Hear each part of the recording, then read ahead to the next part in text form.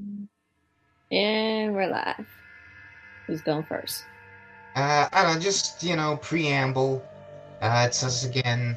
We're talking Deadpool 2 spoilers, and we're recording this prior to me writing the non-spoiler review just because that's how things sort of shook out.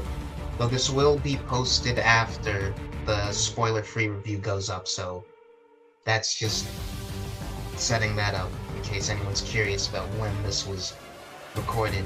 And I don't know, do one of you two want to just open with opinions on this movie? And maybe should we just jump straight into opinions on Deadpool 2, or should we start with how we felt about the first movie?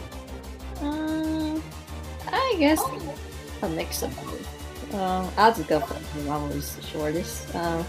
I liked the first movie. I wasn't crazy about this. The first one, it was good. This one I thought was absolutely hilarious. Some of you might disagree on that, but still, this one was funny. Who wants to go next? Wow, that was almost painfully short. I guess I'll go next. I really I'll go as far as to say loved. I love the first movie. Um, I think that was a really good love story slash revenge movie. Um, I know there's a big debate on whether or not that movie is as revolutionary or new um, as it was made out to be when it first came out.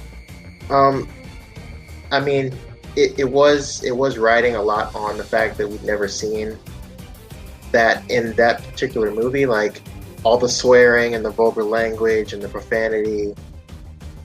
Um, like we'd never seen that in a superhero movie before. None of that was particularly new, but it was a novelty for the genre. Um, but like I said, it wasn't a novelty thing for me. I think that's actually a legitimately good movie. Um, so coming into the second one, um, watching it for the first time, I liked it. I really liked it.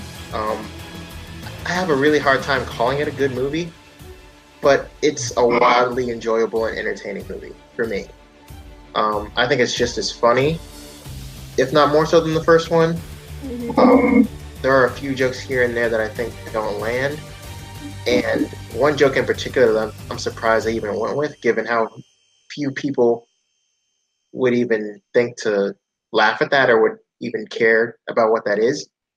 But I think what made the first movie so strong, aside from all the raunchiness and the violence, was that we were invested in the story, and particularly Wade and Vanessa. That was an amazing, beautiful love story. As crazy and as raunchy as it was, that's one of the main things that made the first movie so strong. And we don't have that emotional, strong through line with this movie. They try to have one. It's clear. It's very clear what it's supposed to be, but it's just not working nearly as well as they think it do, as they think it does. So that's my biggest issue with this movie. Just that the emotional core of it isn't as strong as the first.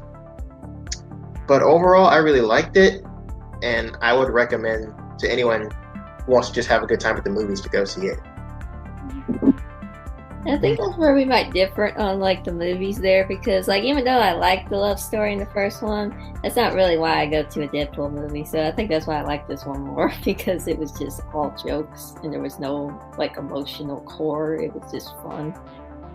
But Well, to be fair, like, the love story, it's part of the first Deadpool movie, so at that point, is there really a precedent for this is what I go to a Deadpool movie?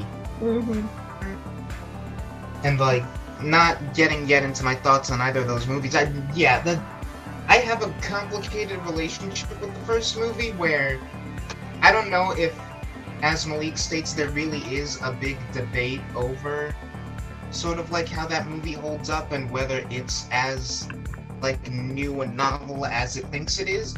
I don't know if that's actually a debate or if Malik just feels that way because I keep bringing it up because I feel like that might just be a me thing.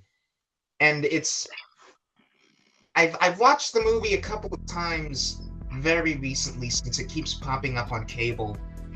And it's less of a problem I remember it being, that it's just not the movie that I wanted it to be, or not the Deadpool movie that I would have made. And every time I go back to it, I'm like, no, yeah, this movie really works. And I don't really have any big problems with it for what it's trying to be. And I think part of that is, I think, Lucy, I do want this character to have a heart, and I do really appreciate that love story for being as genuine as it is. And it may just be like how we handle that part of it that really turned me off about this movie, because like I this is going to be where the majority of dislikes, I'm guessing, for this video when it comes out is going to get. I don't dislike Deadpool 2, but I don't really like it either. And I think if we want to jump into talking about the plot, a big part of that is that killing Vanessa in like the first 5 minutes seemed like a real bad, lazy, like, I thought these movies were better than this kind of plot device, and that immediately puts me off and like sort of emotionally distances me from the movie in a lot of ways, I think. I'm not gonna lie, Nick. I had the exact same thing, Yeah. especially on a first viewing. Like that, what to me was one of the strongest parts of the first movie, to have that just almost carelessly ripped away within the first 5 minutes before we even get credits, I felt was really disingenuous. Yeah. And I don't know of execution. I think they handled the scene as well as you could. It's just the decision itself I don't agree with, because I'm just, in general, I'm against the idea of doing the whole like killing a loved one just so that you can then give the main character angst trope. Like, we have a really compelling love interest, like we have a really compelling love story between these two characters who are both really interesting. Just let them both do cool stuff in this movie.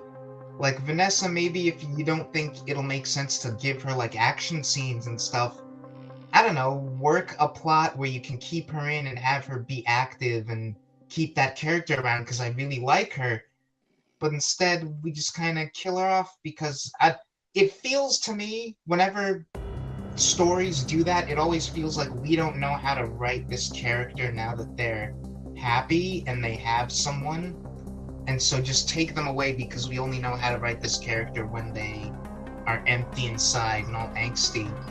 And like all the characters who you don't have to do that with, you can have Deadpool just kind of be fulfilled. And like you want to give him a character arc, sure, but I don't know. Just whenever any sort of media does that plot turn, it always bothers me, especially when it's a character I care about. I feel you on that, Nick. I was thinking on my second watch through of this that, you know, like Vanessa's death is the main reason that Deadpool wants to save Russell. Another big aspect of the movie that doesn't work for me, I really don't feel like if this was any other, like if Vanessa, say Vanessa was still alive and Deadpool stumbled upon this kid, I don't think he would particularly care about saving this random kid that he doesn't know, given the circumstances. Like, say if Vanessa had lived, but we worked in this plot line where she couldn't have kids. She and Wade just couldn't make a kid, and so Wade saving this kid, this kind of inadvertently gives him a son that he could never have. I think that would work. That would have worked a lot better, and you could have kept Vanessa in without killing her immediately. I can see it. Actually, something that I think could maybe be interesting is, even if Vanessa could have a kid, you still do the thing where, like, okay, they've got a while, they're not going to be parents immediately. They sort of stumble onto Russell and his whole situation, and maybe through that you can do a thing with both of them where maybe Wade and Vanessa realize in like different ways, or in the same way, like, oh, maybe we might not be the best parents, or we weren't Like, dude, this is, I will admit, like, this is getting to the territory of just creating a completely different movie in my own head. But now that you mention that, I would be interested to see the kind of movie where Vanessa and Deadpool find this kid and they want kids, and they get over the course of the movie from a place of like really sure about wanting to be parents to an interacting with this kid being like, oh, maybe we wouldn't actually make the best parents, and it's interacting with Russell that gets them to a place where they can actually be the parents they wanted to be. Like, maybe Vanessa wouldn't be a great mom before she has this experience, or Deadpool would have been a way worse father than he thought he would be before he actually like sort of has a test run. And I think you could make that work. And the way we have Russell now, I don't know if I agree with you that Wade wouldn't like sort of take a shine to him even if Vanessa weren't around. Just because we're still being really, really vague about what exactly Wade's backstory is. But we know that he has the prerequisite superhero daddy issues. So he has his own parent problems. And just the fact that he would even suggest having a kid and the way that he acts about it, I think even if Vanessa were still alive, he would find this sort of abused, angry kid and take to him. He'd probably take to him better because Vanessa being dead seems to be the big thing that has him like, I just want to die, don't even bother interacting with me, kid. I think if she was still around, he would take to him even faster and better, I think. Mm-hmm. I'm just gonna say, I'm probably a horrible person because I kind of like they temporarily killed her off so we wouldn't have to deal with the love stuff for this movie because she comes back at the end. Because it's like, we can do it next movie. And we'll talk about that. I have a thing about that, but Malik was going to say something first. Okay, sorry. Go ahead. Hello? Chuck. I think Okay. Yeah, you definitely froze up there. What were you saying? I know, I was that we're going to talk about the ending in a second and my thoughts on that, but you were going to make a point first. Yeah, I want to talk about Cable. So, before I saw Deadpool, I had the awesome privilege of going to this year's Tidewater Comic-Con in Virginia Beach, where I met comic book writer and artist Riley Brown, and he signed my copy of Deadpool and Cable Split Second, which I also read in preparation for the movie. Yeah, I really like all the Deadpool and Cable banter, and it's indicative of what I read in this book. That you have the kind of, the straight man kind of character who kind of has a sense of humor, like a dry wit, but you'll never catch him like actually laughing. I think they nailed the dynamic between Deadpool and Cable perfectly towards the end of this movie. That's cool. And that also leads to, honestly, one of my favorite jokes in the movie, one of my favorite lines, when Deadpool murders most of the staff there with Cable, and he's like, "Only best friends murder pedophiles together." Yeah. That was good. I don't know. This is really gonna be the part where we disagree then, because my other what were you saying something? Yeah. So I like the dynamic that we got with them towards the end. That felt very much like what little I've read with them from the comics. At the same time, though, I can very much understand that Cable is severely underdeveloped. We don't spend a lot of time with him. We don't know very much about him outside of his family died. They don't do any of the... To be fair, the comic book character's backstory is incredibly convoluted. It's one of the most convoluted backstories that we have in comics. So I can understand them feeling like they don't really need to touch on any of that.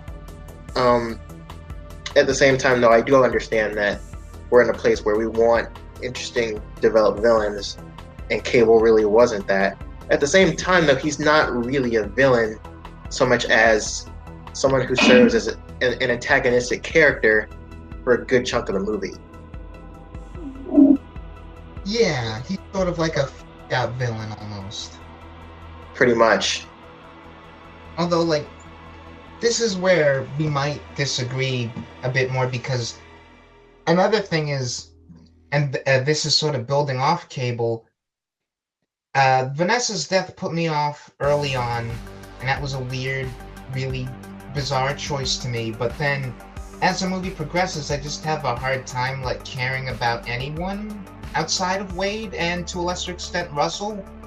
Like, one of my notes that I did have, like, walking out of the theater, is that the two of them feel almost like the only characters in the movie, because everyone else is either underwritten, or in the case of, like, Colossus, written kind of weird, to where they're not making decisions that I think are actually in character, and more just kind of moving plot forward. And Cable, I personally just found kind of boring. Like, nothing about, and like, we do the whole X-Force gag, and that's funny, and we can talk about that when we get to it. But we are still making an X-Force movie, and Cable and Domino are going to be a part of that. And I left this movie kind of thinking, like, I should be excited to see these characters in another movie, but I'm not. Like, I was curious about X-Force now, but I'm going into this movie, I was curious about X-Force and, like, what this movie would do to sort of set that up. And now leaving this movie, I kind of couldn't care less about X-Force. Like, I don't really need to see Cable or Domino and anything else again. Like, Domino is fun and great in the context of this movie, but, like, you know, she's kind of underwritten. And Cable, I just, like, going solely off this movie and no other source material or anything, I don't really think there's anything all that interesting about him. And even his dynamic with Deadpool, I think you could achieve a similar he already had with. Nick, can you repeat those last 20 seconds? You froze up again. Oh, sorry. I was just saying, he's a really fun character in the context of this movie, even though I still think she's kind of underwritten. And Cable, I personally just didn't find anything interesting about him. And, like, source material aside, I don't need to see this character again. And the dynamic, the sort of straight man dynamic that he has with Deadpool, I think you could kind of achieve that with the characters that we already have, like Negasonic and Colossus. I think they already have a kind of similar rapport, straight man, like, deal to Deadpool. And so I don't really... Like, I needed this movie to convince me that Cable was cool and worth doing, and I kind of didn't get that. Okay, yeah. Well, we definitely disagree on this. For one, I don't think... Okay, they could have given us more information about Cable. With the story they decided to tell, I don't know. This is sticky for me, because given the story they decided to tell, and, like, the frenetic pace of the movie, I can see why they didn't want to bog down the movie with a ton of backstory for a quote-unquote villain that is not really a villain. When we could just as easily do that in a movie that's more about Cable with X-Force. Yeah. This serves more as an introduction than anything else, and for what it is in that regard, I think it's perfectly serviceable and fine. I can understand the need to want to know more about this guy, but I wouldn't say that he was boring. I think Josh Brolin chews up the scenery. He's giving a great performance. He's just a really good actor.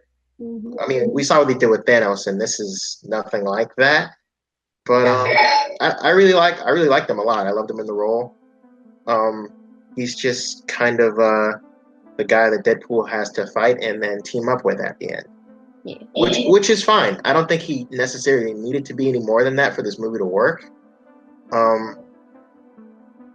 He didn't need to. As far as Domino goes, Zazie Beetz is amazing. I've been watching a little bit of Atlanta. She stars in that show with Donald Glover. She plays his girlfriend, and she's amazing in that show.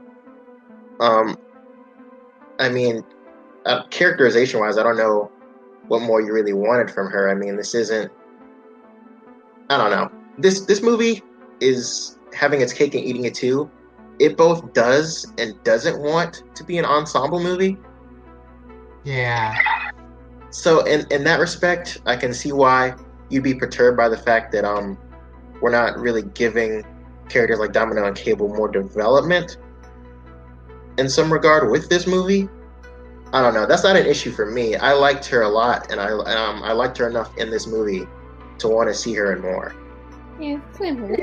I think this is a good introduction movie. I don't need a lot of like backstory to all the characters and stuff. It's just like I said, we can get that with the X-Force movie and everything. So, and yeah, I understand what you guys are saying, and I completely agree that like maybe X-Force comes out and it does make me really invested in those characters. I don't think though that backstory and the lack of like information is my problem. I don't know, like just watching Cable in this movie, I'm like, okay, here's Cable, there he is, and he just doesn't do anything to grab me. Like as far as productions go, this isn't like. I think information is your problem now, because you said you don't know anything about him. Which, to be fair, that if you want to see that as a problem, it is. Like, we don't know very much of anything about him. We don't know where he got the time travel technology from. We don't know anything about the techno-organic virus or what his powers are outside of the bionic arm, which he doesn't really seem to have. I don't think I don't know anything about Cable toward this movie. I just don't know anything about Cable just in general. That's just me establishing that I don't know Cable. And yeah, so my issue with this movie isn't that I don't know anything about this version of Cable. That's fine. I know enough about him for the purposes of this movie, which is all I need to know, like his family and coming from the future and that kind of stuff. But it's just, yeah, I don't think information is the problem. I just don't have fun watching him. Yes. He basically didn't click for you. I guess the best way you can put it. And like I said, well, you guys are right. X-Force can come out and change that. But I feel like this could have been like, this is sort of like a reintroduction, but this could have been like introducing Mark Ruffalo's Bruce Banner in Avengers, where I come out of that movie being like, oh, I wasn't even thinking about him. He was maybe the best part. I can't wait until we get another Hulk movie, and then of course that never happened. But I could have come out of this movie being like, oh, Cable's a really cool, interesting character to watch, and I can't wait to see X-Force so I can see more Cable. And that didn't happen. Which is fair. It happens sometimes with like characters and stuff. I actually want to see more Cable, and I want to see more Domino because I think she's awesome.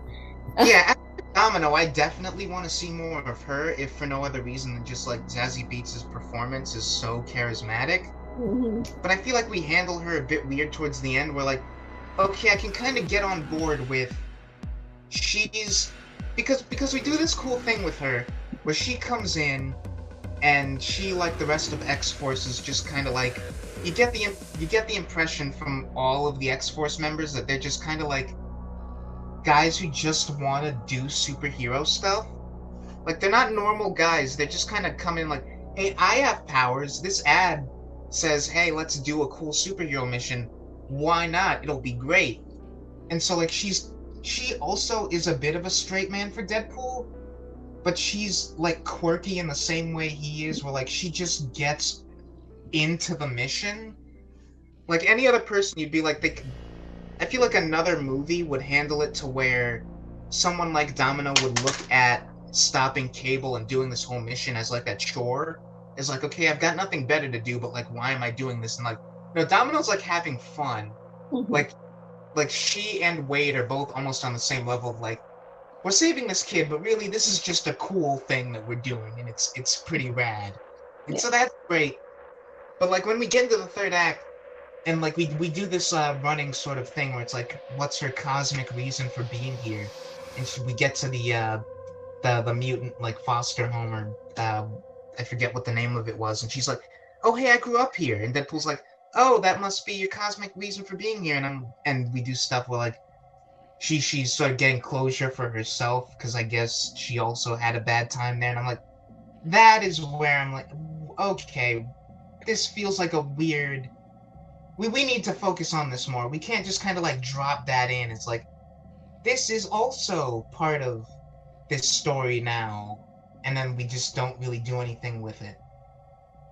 I think it kind of works with her character because the whole thing is like, I'm just here. Everything's just kind of floaty. Her personality just go with the flow of things and stuff.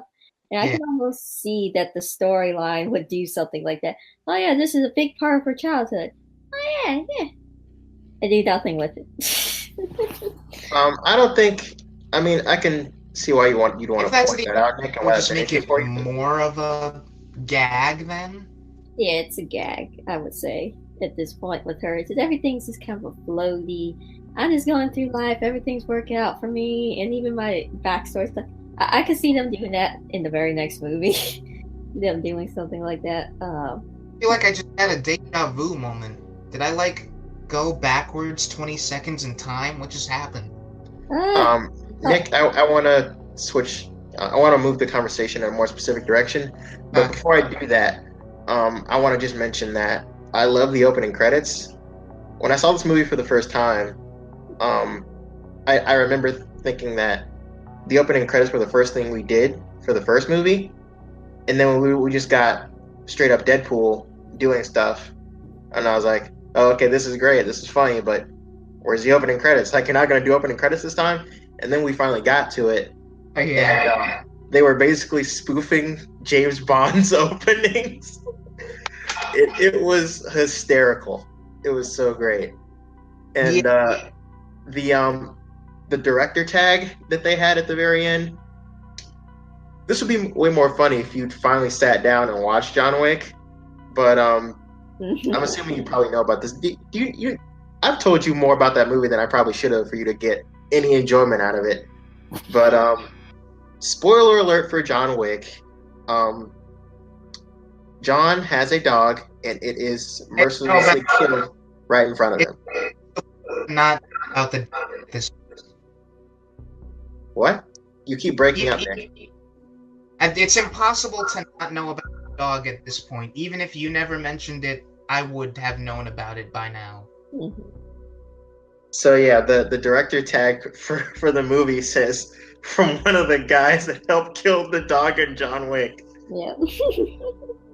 I feel I appreciate that joke more. I like that whole opening credit sequence more, like on repeat viewings.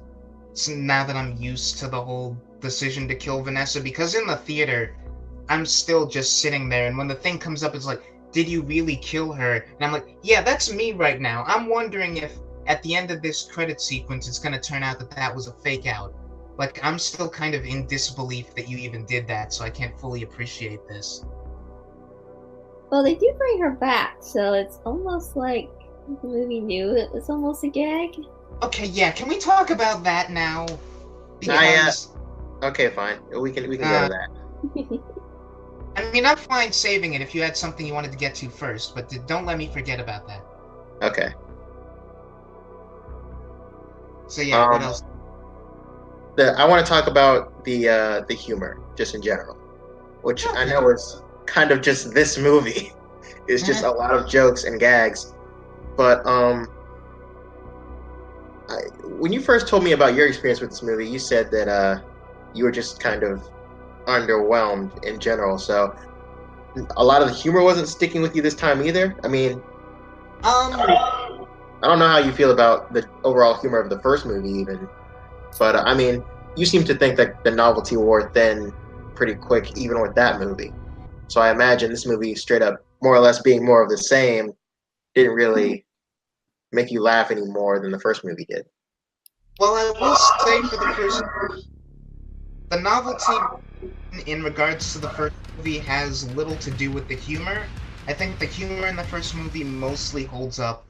The novelty wearing off there mainly has to do with kind of the violence and the movie's kind of like self-congratulatory attitude about how edgy it is. But beyond that, I think a lot of the jokes in the first movie hold up. But I will say, though, I did chuckle a lot in Deadpool 2, but looking back on watching Deadpool 2 for the first time versus watching Deadpool for the first time in theaters, I laughed way harder at the first movie. And yeah, this up until I want to say the last 8 minutes of the movie, it's a lot of light chuckles. Like, it's a lot and it's consistent, but I don't get any big, like, belly laughs until we get to the scene where Wade is, like, dying and he's taking forever to die. That's, like, the first joke in the movie where I'm like, oh my god, it's, like, killing me. It's like my stomach hurts. I'm laughing so hard. Everything else is just kind of like, nice. I think, well, for me anyway, that first, like, the opening joke of the movie with Deadpool having like an action figure of Wolverine stuck, like, impaled on a tree, and then pressing the tree branch and it's spinning around, like, adding that kind of insult to the insult to injury to the ending of Logan, I found that hysterical, and I was almost like mad at myself for finding that as funny as I did. But yeah, I thought that was hilarious, and I don't know, a lot of the humor in this movie I felt was about on par with the first one. The big joke I was talking about earlier that didn't work, well, it worked for me. I didn't laugh out loud, mostly because my entire theater was silent, and I would have felt weird if I was like the only guy in the entire crowd to laugh. But there's a moment towards the beginning of the movie where Deadpool was in the car with Bill Tender, and he says, "Yeah, Deadpool is like right under Jesus in terms of box office, but we did better overseas where there's no religion." And I wanted to laugh at that, but like the average moviegoer isn't paying attention to box office, doesn't know the ins and outs of all that stuff. I do, because I'm a huge movie fan and a huge nerd, and I keep up with all that stuff. But the average moviegoer has no idea what that is, and so the theater was just silent. I don't know. That might be very specific to certain audiences, because my audience laughed pretty hard at that one. That's cool. I don't know. Pretty much this whole movie, I was laughing. So, like I said, I had a very different experience than you did, Nick. I probably laughed harder at the second half than the first half, but still, the whole movie was funny for me. And I will say that outside of the humor, I feel like this movie, in terms of like plot points, has a bit of a problem of it just feels kind of generic, but in terms of the humor and just the movie in general, I think when it's the most funny and most creative is when we're doing like the physical slapstick, like weird stuff happening with Deadpool's body bits. Like the fight that he has with where Cable like starts choking him out, or something happens, and like Cable turns him around, and so Deadpool's arm is like behind Cable's neck, and he's like pulled from behind, and he's like strangling Cable with his own like bent backwards arm. It's great. I love the part. It was so funny. Like him in half, and he's like, "It's Domino, you gotta pick me up, carry my arms, use my arms like backpack straps." I love it. What was even more crazy and outlandish was him growing back his lower half in a little baby form. Not about that. That did get a huge laugh from me. Yep, that part was hilarious. He did the basic instinct moment. Oh gosh. Couldn't help but, like, someone in this theater right now, aside from just me, is watching this and thinking of the Rick and Morty baby legs sketch. Oh yeah. Also, and they had to put the little wiener in there. The little baby boy wiener. He like Cable's like right now. I think it was Cable that said the line. He was like, "Thanks to you, now I know what the baby balls look like." Have that ball scenes when Cable shows up, and it's like that's probably the best that Cable is in that scene when everyone else is just like roasting him. It's like all of these people are just like they do not care and they're just nuts. A lot of to talk about my favorite bits. A lot of my favorite stuff is literally just Deadpool saying jokes. I like the slapstick stuff, but I find Deadpool just talking even funnier. Yeah. Ouch. Towards the end of the movie, right after we get that hilarious line about Deadpool saying only best buddies kill pedophiles together. When they see like the main guy that I forgot the name of the kid. Russell? Yeah, Russell. When we see the main leader of that organization that Russell's trying to kill run away, and Deadpool and Cable say, "Wow, he even runs like a pervert." He looks like a sex offender that lost his laptop. Yeah. Oh god. Yeah. What was the one line that he said? He said that guy's got like sex lips or something. Like, oh god. Oh yeah, when he first meets Russell and he's talking to one of the Institute guys and he's like, "You stay over there with your weird secret sex lips." Yeah. I love it.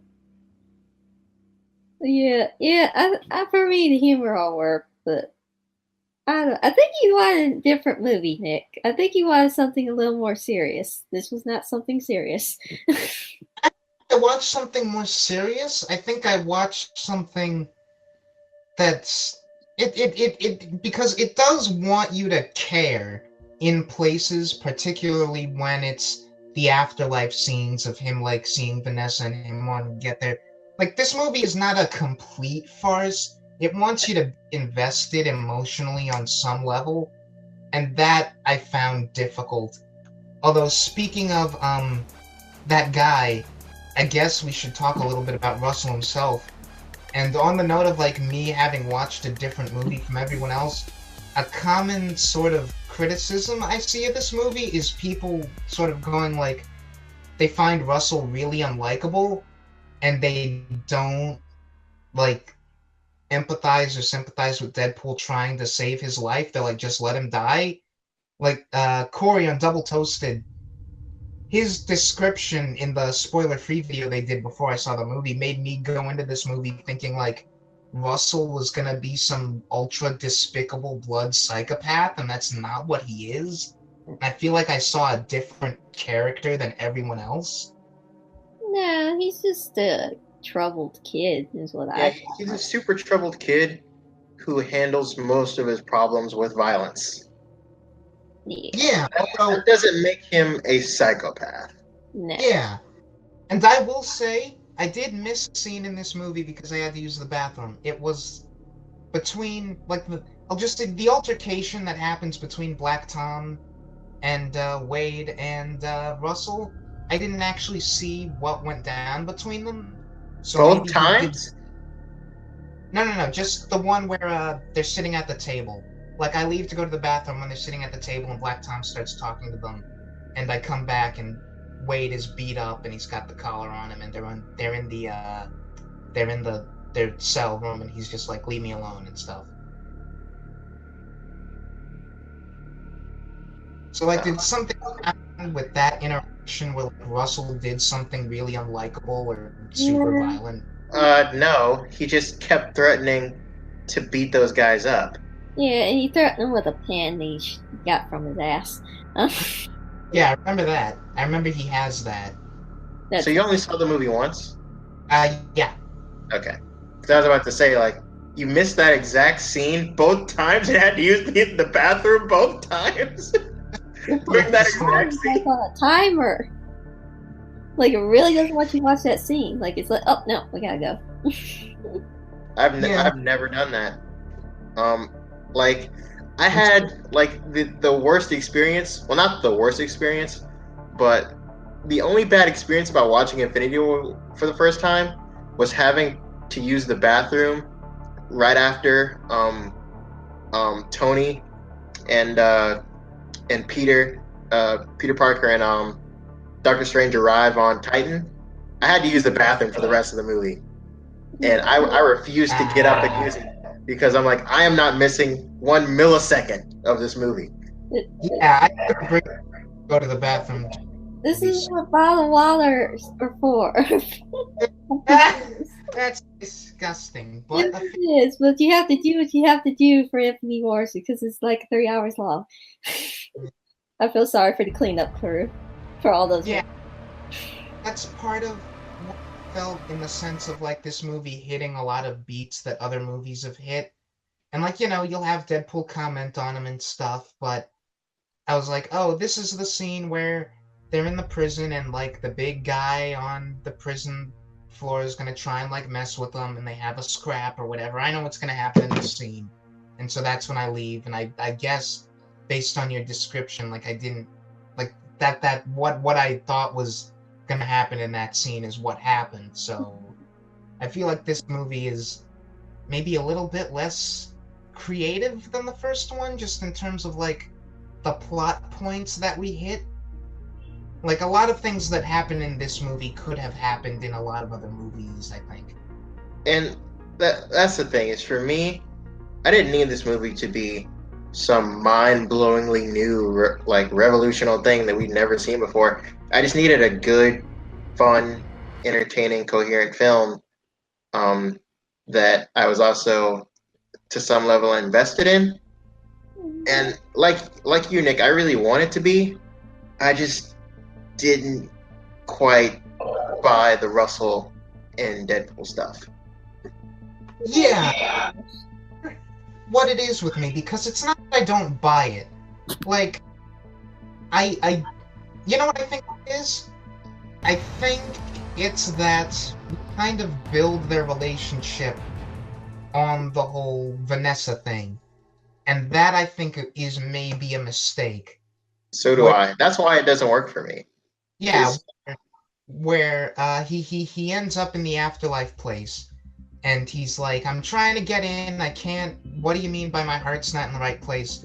And she says something that makes him think about like, oh, I have to. The kid, like Russell is the key to me getting to be with you, and it's like, okay, so I there is a version of this movie where I can totally buy that Wade truly cares about this kid and is sort of looking out for him for his own good, but in this movie it just feels like he's protecting him because he wants to be with Vanessa, and that part never really changes. Exactly. That's why I don't. That's why for me I don't really buy that he genuinely cares about this kid beyond, this is what I gotta do to see Vanessa again. Yeah, I can. Like me, I'm not big important things because Oh boy, you guys you cut out Well, a just okay. that's the thing. It's just like in the first movie, I genuinely cared. Like it was a story that I was invested in. Wasn't new, wasn't radically this like new mind-blowing thing. It's so revolutionary. No one's ever seen anything like this before. Yeah. But I really enjoyed it, and I was invested in it, and I cared. This movie, it'd be fine if it wasn't asking me to care, but it is. And that isn't set on a sturdy foundation. Yeah. And it's I don't know, because like Russell himself, again, it's a character that I can sympathize with. And I think by the end of the movie they are at a place where you can say that they've formed a real relationship, but like, and again, okay, this is partially a writing thing and partially just like the scale of this movie, and you can make the argument they did what they could with the budget. But like, I didn't think the action in this movie was overly impressive, and part of that may just be when we get to the third act, it feels very small scale. And like, I get it that the first movie was also very small scale, but when we get to the climax, I do still feel suitably like we have a big budget movie climax where it's the two guys fighting on top of this giant helicarrier, basically, that's sort of like tipping over and falling and stuff's happening, and it feels bigger than it is because it really is just two guys fighting over a lady. And in this movie, the stakes are actually much larger because we're trying to prevent this kid from becoming a serial murderer who's going to like kill tons and tons of innocent people. And it's not just about Wade's own personal journey anymore. And yet it feels way smaller because we're limited to like the outside of this school, and like the action feels really small, I guess. I think feel I think we feel about the same, honestly, for each movie. I don't think one feels bigger than the other. So, I don't know, I didn't have a problem with that. I think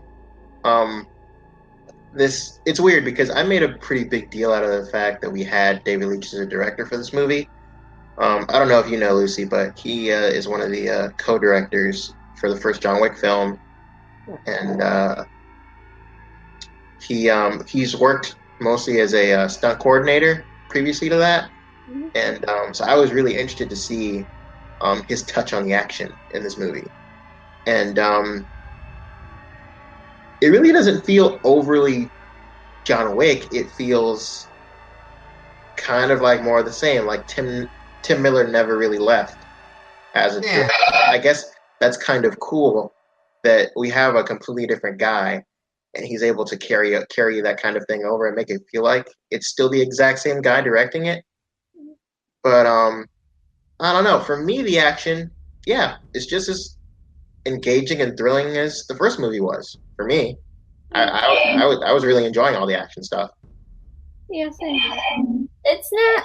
It's a little bigger than the first one to me, anyway. But Deadpool really doesn't need to be infinitely worse, as far as action wise. It just needs enough to keep it exciting and going. It's mostly there for the jokes and the humor.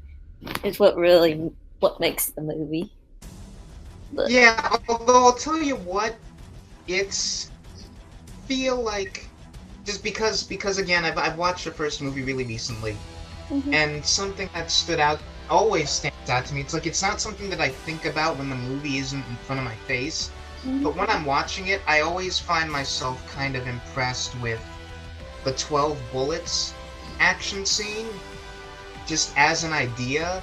It's like, oh, that's like, when I say creative, Malik, I don't always necessarily mean just like mind-blowing, like something I've never seen in a movie before in terms of like in the way that you're probably thinking about it, but like an example of really creative writing and choreography, I think, is that moment where like I want to be in the room when someone just has that kind of like eureka of like, how do we make this fight scene that's just Deadpool versus a bunch of thugs more interesting?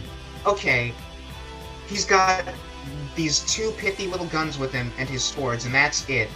And he has a total of 12 bullets, and he has to make sure that he uses each one wisely.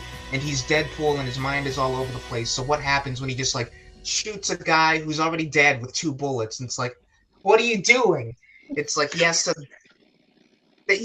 be creative, and he has to really come up with some cool stuff. And like I said, when we do the thing with like him choking out Cable with his backwards arm and like him using his body in weird ways, that's when I feel like that kind of creativity is back. And a lot of these action scenes, unfortunately, I don't think we have it a lot with Domino. Yeah, and her luck powers. Like, that's really great. And that I'll argue with you a little bit, Nick. Maybe we're not doing as much of that as we did in the first movie, but I think there are definitely some pretty solid moments of that. Like what you said, like with him choking out Cable with his like broken up arm, and there's another moment where he's on top of a car and he rips the window off, and he takes a gun shot to the hand and then flips the gun over by flicking his wrist and having the other guy shoot himself in the head. That's great. Yeah, we have a lot of little bits like that, but outside of the like Domino's role in that car chase, I could have used like I feel like that's what I would do with these movies, is like, Deadpool's power set makes it so he can just be a Looney Tune pretty much. Just keep building on the action sequences so that it's not necessarily Lucy like Infinity War, where there's stuff falling all over the place and like a bajillion. Like, I don't need meteorites falling from the sky. I just need like things to get progressively weirder, and like I couldn't get this in any other action movie. Stuff like just fighting Colossus. Like, I could get that in another movie, I think. It's just two big guys punching each other until they end it with, like, sticking the thing in his butt. You can't get that anywhere else but Deadpool. You have to admit that, at least. Yeah, that's a neat way to end it, but I don't know. Like, yeah, I just... know what you're saying. I do. I know what you're saying. It's more weird and cartoony and stuff. And yeah, I agree they should do more of that. They do have a little bit in there, but like I said, it's probably about the same as the first movie, I would say, because like, okay, the scene you were talking about with like the bullets and stuff, I think the stuff we got with Domino was like far out there and more close to that. So we got it, but just in different ways.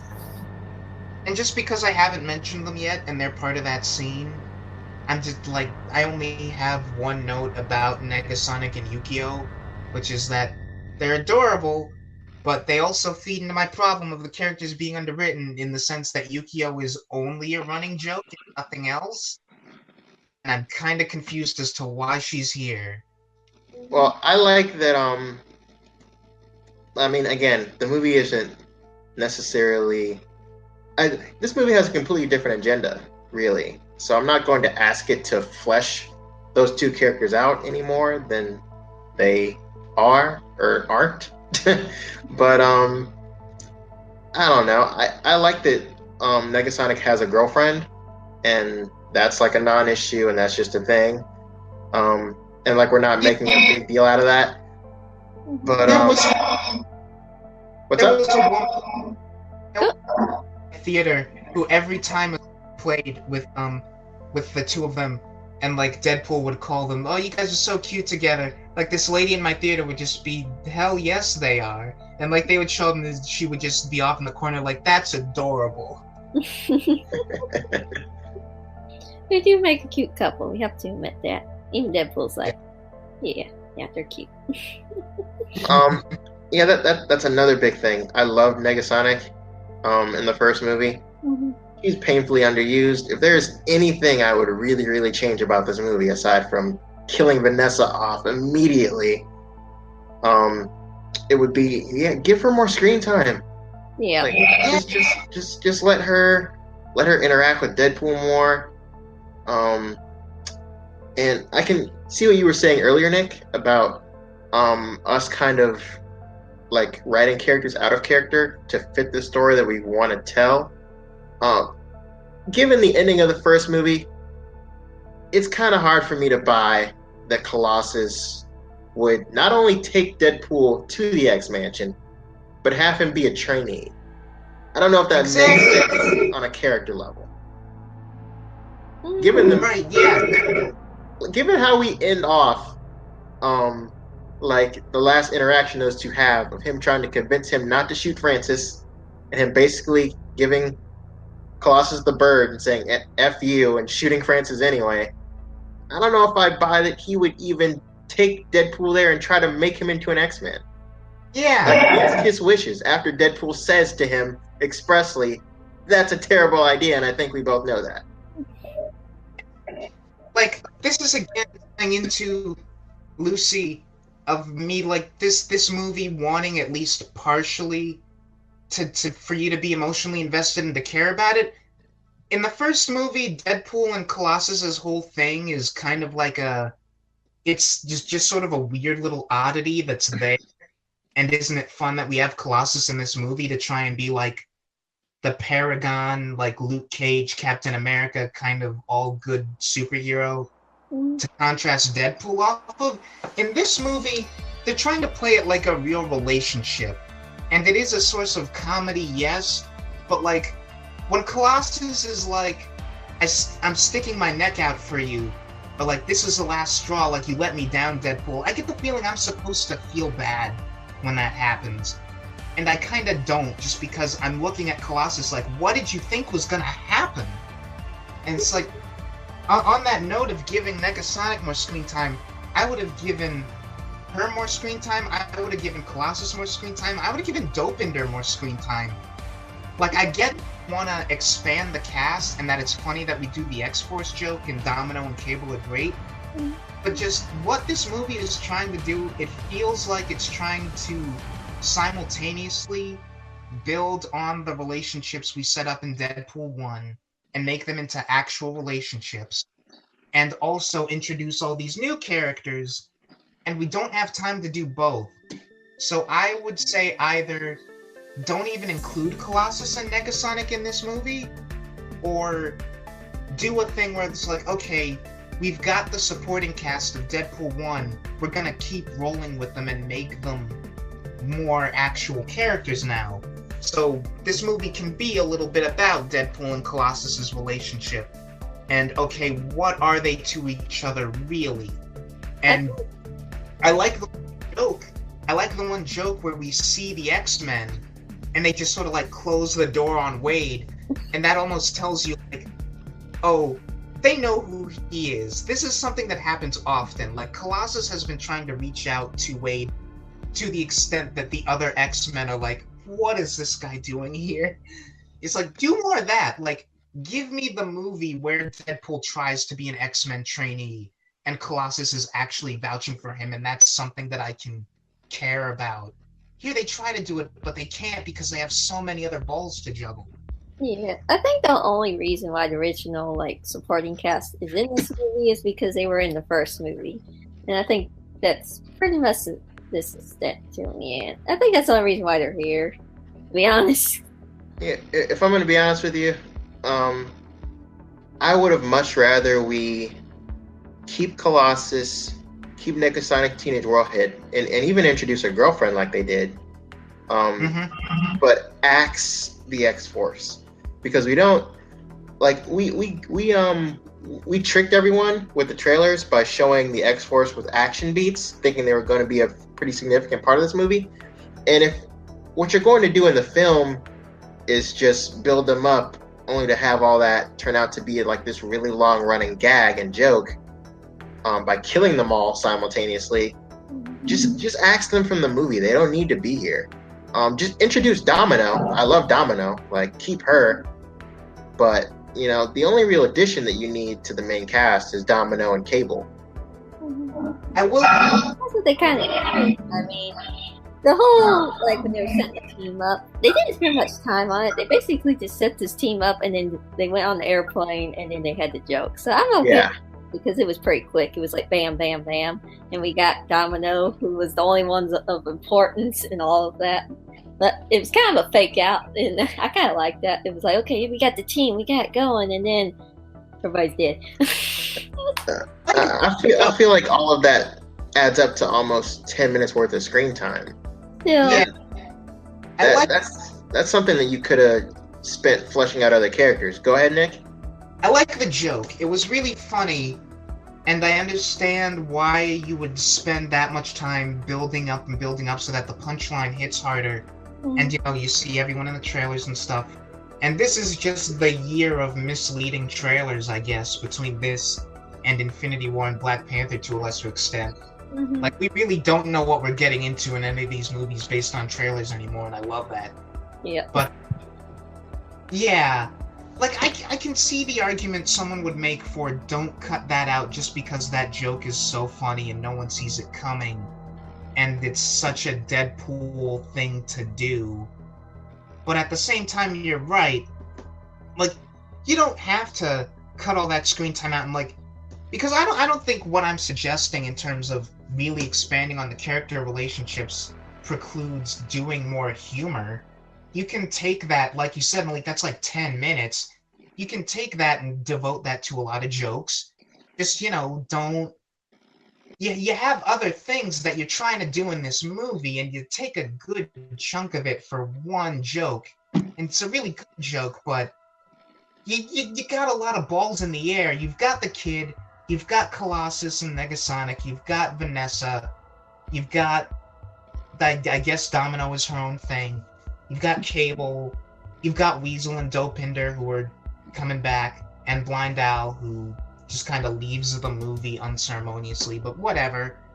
It's just, you got Juggernaut, we bring in Juggernaut, and that's like a big deal, and yet he is just, he's just Russell's heavy, and that's all he is. I mean, to be fair, that's all the character's ever been for Magneto. This is true. Well, I mean, he had this thing with Charles, but it's like, yeah, it's just, I'm fine with one or two of those elements being not the most fleshed out. It's fine, but none of them feel fleshed out, and that's the problem. And you could fix that really easily by, like you said, not spending 10 minutes with these characters who ultimately are not gonna mean anything.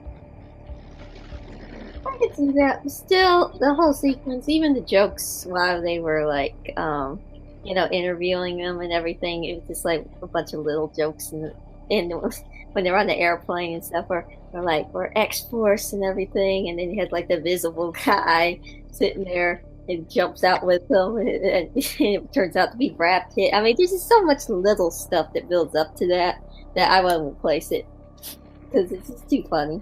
The whole sequence. I love that Brad Pitt agreed to do that. Yeah. This movie, surprisingly, budget-wise, is double what the first movie is. Mm-hmm. I knew they had a larger budget. I didn't know it was that much bigger. They pretty much doubled the budget. Wow. And, I mean, even with that kind of budget, when you look at Spider-Man Homecoming, and you look at the insane amount of money that Robert Downey Jr. demanded to be in that movie, mm-hmm. You gotta know that Brad Pitt was much more lenient and lax in terms of how much money he was going to have Fox squeeze out to have him in the movie for literally 2 seconds. So I don't know.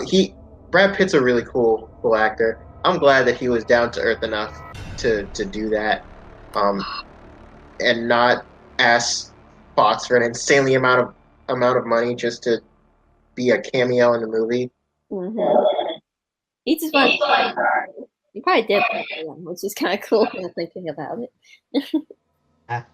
It's just, I don't know, I feel like that ultimately is the core problem of this movie, is just that there's so much going on. And we've decided that the through line is going to be the Russell stuff and the Vanessa stuff, but it still gets kind of lost with all this other stuff we decided to do. I don't know if I go that far in saying it gets lost. It doesn't get lost, but nothing is as effective as it should be. That's very true. This movie very much has the problem of trying to have its cake and eat it too. We want to be an ensemble piece, but we're focusing mostly on Deadpool. We want you to care, but we're trying to put humor at the forefront more than have our story be something that's rooted in something that's compelling and has interesting developed characters. Because it reminds me of like doing a kind of sort of serious story is that Deadpool comic that always kind of makes the rounds on social media, where he finds the girl, the teenage girl who's suicidal, and that's kind of a serious thing because this girl is taking her problems seriously, and she's very down, and she needs genuine help.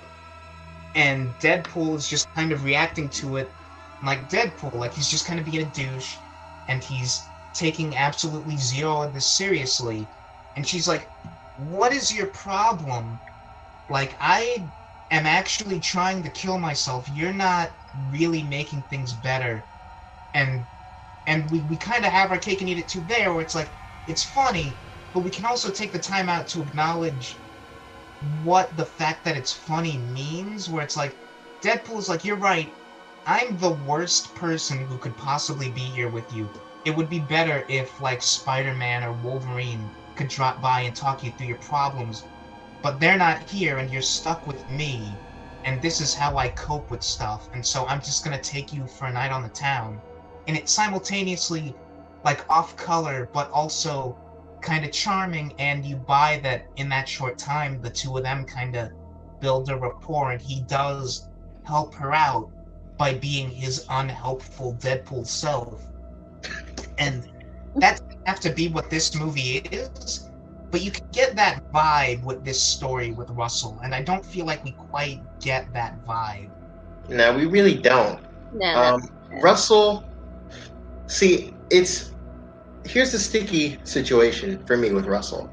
I don't know if it's that we simply need more screen time with him in Deadpool, because I don't know, with the movie as is, they just don't have enough rapport for me. I don't feel like we get enough of it. I don't feel like Wade genuinely bonds with this kid at any point aside from their initial meeting, kind of vaguely. And even then, I feel like that's more from Wade's end than Russell's end. I never feel like these two just have a genuine rapport, like just talking together at any point in the movie. Like they jab at each other, but I don't feel a genuine bond. The closest we get is in the prison, when they're sort of just like forced to have a quiet moment together, and Pretty much. it does still have a couple of jabs, but you do get the sense of like this kid has taken the Wade, like he acknowledges that Wade was sticking up for him, and Wade just wants to be alone and he wants to die, but this kid is like, you know, it can be you and me in here, like we're stuck together, we might as well be like a team, and Wade just isn't having it, and that kind of creates a rift. But then you're right, like we get to the end and they've kind of been apart that whole time, and it's like, guys, you haven't really fixed that at all. Yeah, they don't earn that. Like they never give us the bond before they rip it away. You know what I mean? But they start to give you the bond for like a couple minutes, then they rip it away, and then they leave it ripped until the end. And at the end, we're supposed to feel like maybe some progress has been made, but it's like, you two haven't been hardly in the same. You hardly have had a conversation since like you had your little falling out. Mm-hmm. Yeah, I think ultimately, overall, just final thoughts, kind of wrapping it up.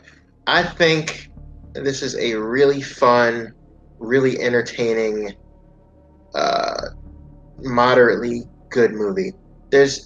I'm having too much fun with it to call it a bad movie.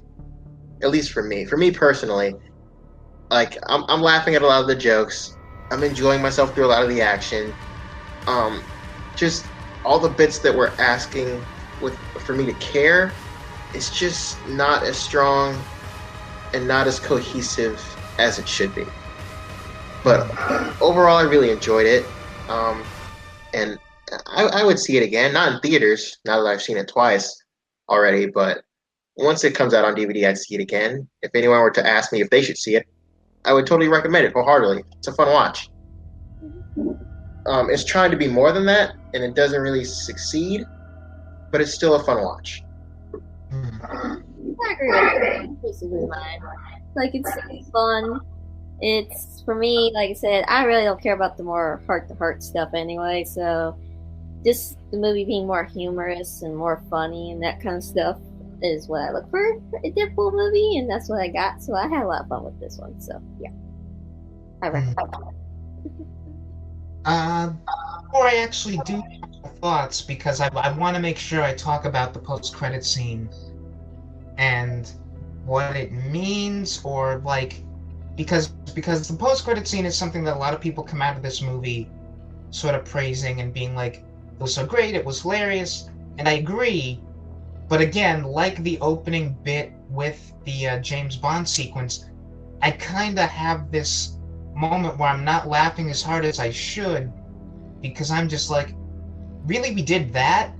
And so, again, it's to do with Vanessa. Like, I was against killing her in the first place, But if you're going to do it, then they should have at least committed to the decision, right?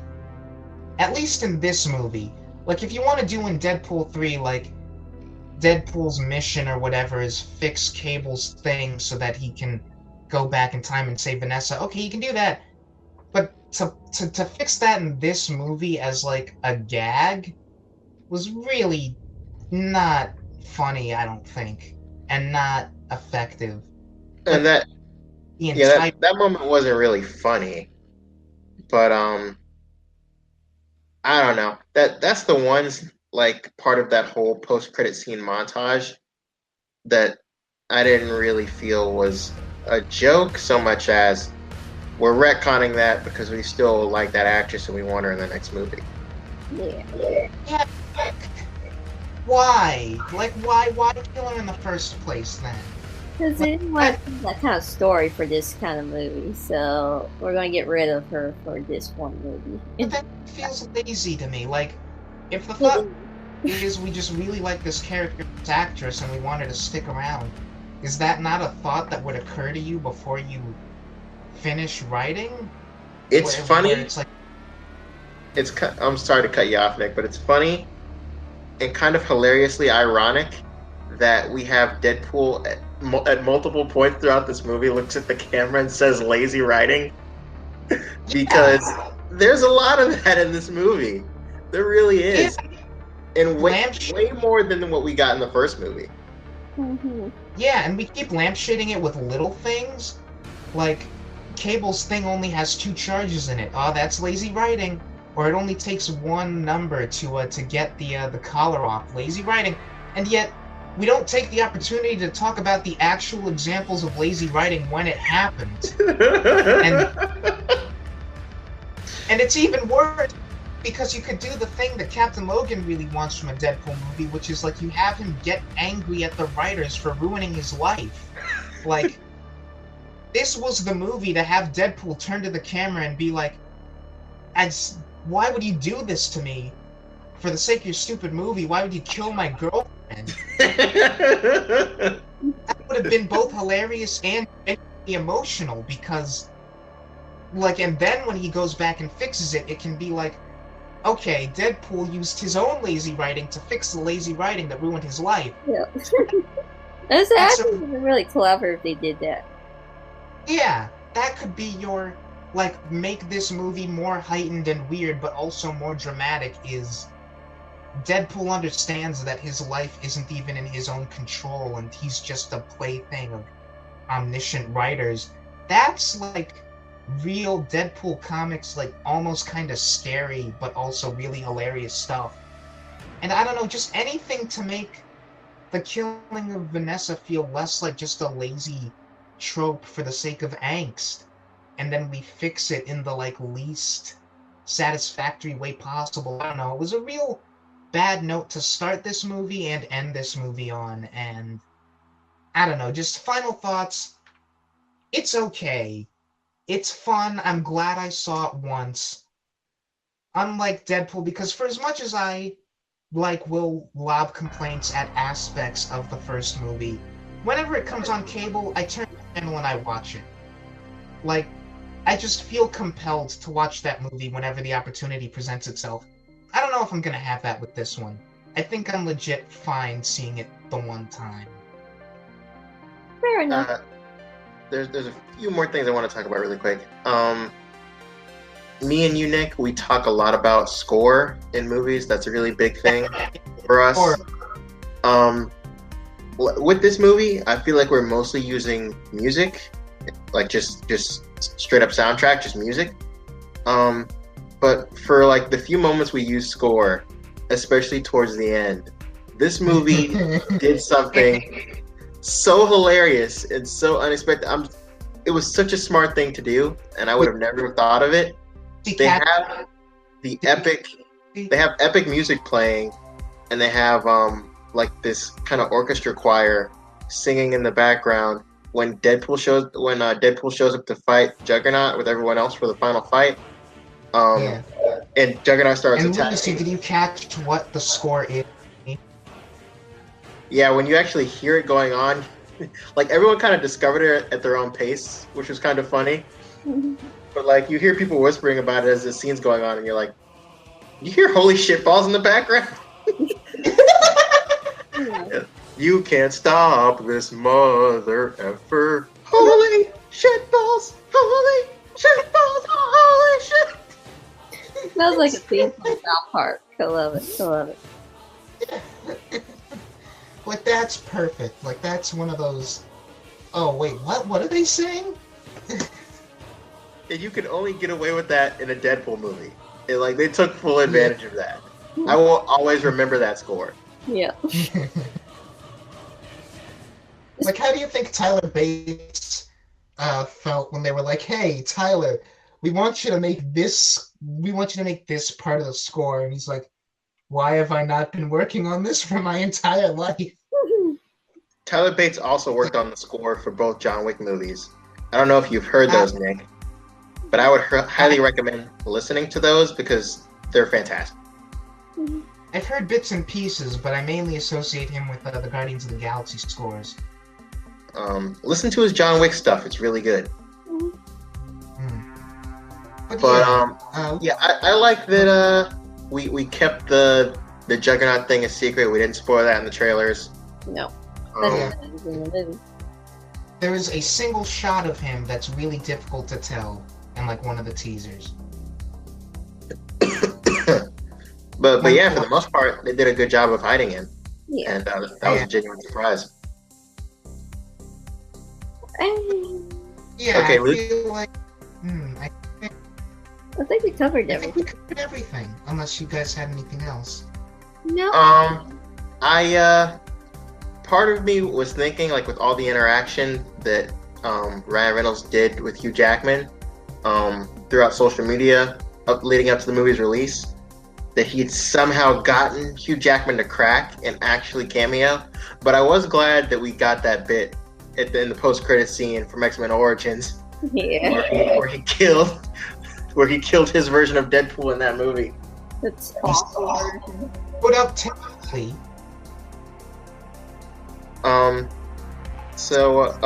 yeah, that cameo with the rest of the X-Men and the X-Mansion, I thought that was priceless. Oh yeah, Yeah. I love that. They're like, shut the door. Let's just ignore these two.